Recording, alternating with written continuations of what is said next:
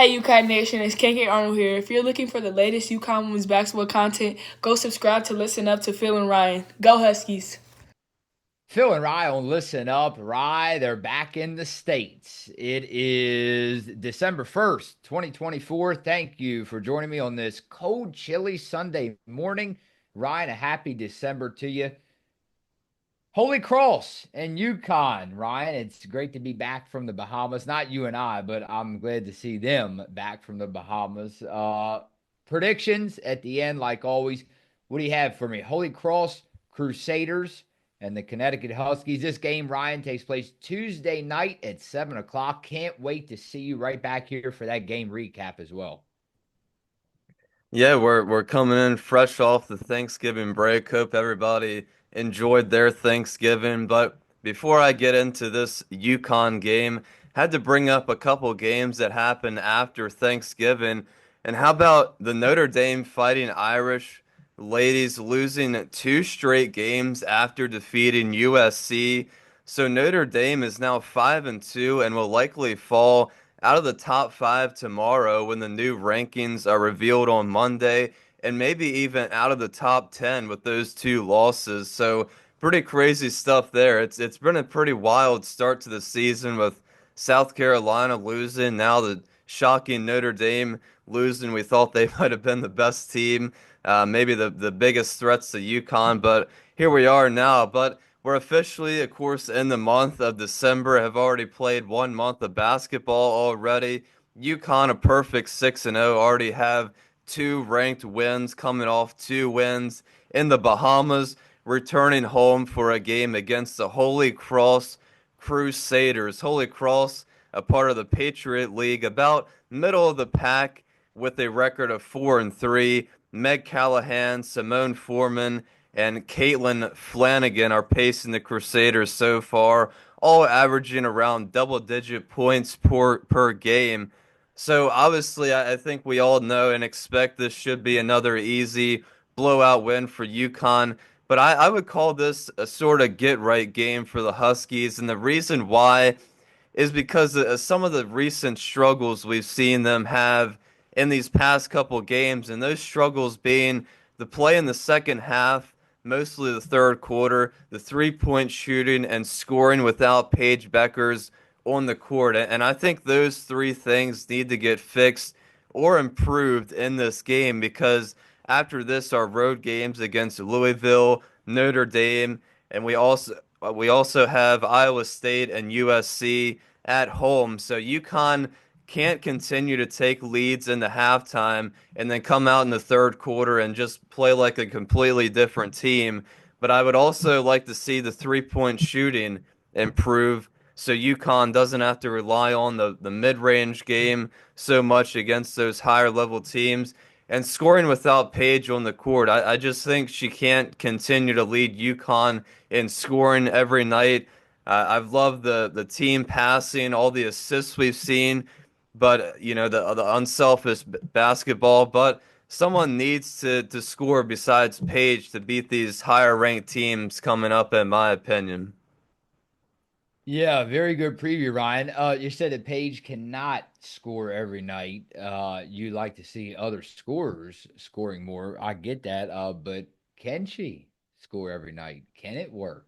I mean, you never know. But I agree with you now. I mean, in March, when March rolls around, I like to see a lot more ball distribution between these players. Obviously, you know though what she brings, Ryan. So don't be surprised if it's more or less, maybe not every single game, but more or less, she's number one in that stat category, scoring every night.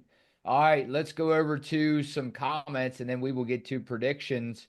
Adam Edmonds said, "Did you guys see that we made it number one in the coaches poll? Been a while since we've been at the top of the chart. Kind of nice seeing that again." It was good. Yeah, it's definitely good to see a number one anywhere you can get it. Yeah, I don't really, I mean, especially don't look at the coaches poll, but it is nice to see, of course, a one next to UConn right where it belongs. But yeah, I mean, I think UCLA, I mean, they're probably going to be number one in the AP poll. until they probably lose. But of course, if UConn would beat, these couple teams like I mentioned, like Louisville, Notre Dame, USC coming up, if UConn can roll through all of those and somehow stay undefeated, UConn could possibly take that number one spot away from UCLA here in about a month. How about Marcia Clark, Ryan? She came through. Maybe she's back from her trip or wherever she was, Ryan, because she came through yet again. We appreciate that a lot. Glad UConn pulled this out, she said. Ole Miss is a good team. They almost beat USC in their game opener. So much to say, but I'm just so very happy for UConn and especially for AZ. So I'm going to focus on that. Through the pain and strength, AZ soared, a warrior's heart forever restored from injury to victory. She stands tall, back on the court, giving her all. Ryan, I think that's the first poem that I've ever read to you on Listen Up. Yeah, yeah, it was definitely a good way to go into the Thanksgiving break, beating a pretty solid team in the Rebels, and yeah, I mean staying undefeated. And of course, it was a really nice performance by AZ, and to carry all that momentum, and hopefully the break didn't disrupt that momentum. We can pick up right where we left off now. But AZ is definitely one of those players now back from injury. Glad I think we got her back a little bit before a lot of us kind of expected her to be back, but really glad she's back, and she's going to be obviously a really big part of all these games that we have left, and a really crucial piece to this whole team. How about Jason said, Ole Miss came out swinging in the third and every blow landed. Paige had the worst quarter of basketball of her career, but she stood fast and played like the leader she is. AZ, Ice, and Jana were magnificent. Can't wait to see them gain more time and confidence. Peace. Yeah, and that's kind of what I'm talking about the the third quarter. Ole Miss went on like a 20-4 run, I think. So, I can't it's too much anxiety and nervousness seeing Yeah. that happen watching the game. So, Yeah. yeah, I mean it's definitely something UConn needs to improve on, but it's going to be everybody coming together alongside Paige and Jana, Ice are a big part of that down inside. And Sarah Strong's been pretty unreal so far throughout the season. So, it's going to be everybody. Like I said, the assist numbers have been off the charts and everybody seems connected. But if that can come through in the points category, that would be an even more of an added bonus for the season. Look, so many great names came through. The disruptive one, Janet Adams, Michael Lawson, Robert McMahon. Hopefully, I'm saying that one right. Ryan, look, we appreciate everybody. So many new names and old names. We appreciate everybody that came through on that last video, the recap, as they won the Baja Mart Championship. Let's go over to predictions against Holy Cross. Ryan, on Tuesday, right? Who do you have winning and the score? Well, like I said, another blowout win, but I do want to see improvement in some areas in this game so we can feel pretty good about going into some of these ranked opponents coming up. Final score, I'll say Yukon 82, Holy Cross 60. All right, Ryan. Yeah, I think it's a lot to handle, obviously, for Holy Cross.